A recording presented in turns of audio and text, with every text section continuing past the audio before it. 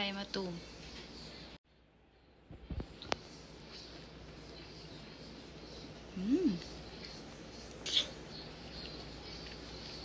แซ่บขอเจ้าอีกหน่อยหนึ่งหนัง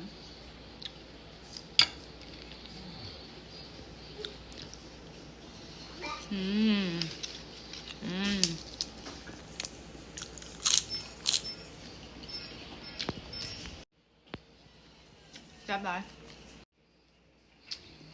เนาะเป็นสิละเนาะแล้วก็ยังมี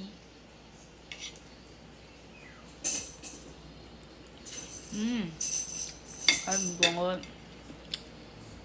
แซ่บหลาย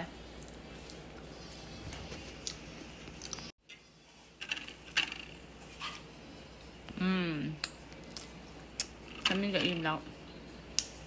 กดไลค์กดแชร์กด subscribe ให้ได้เด้อแล้วมาพบกันในคลิปหน้าว่าจะเป็นคลิปอีหยังติดตามกันเด้อโอเคบ๊ายบายขอบใจได้ทุกคน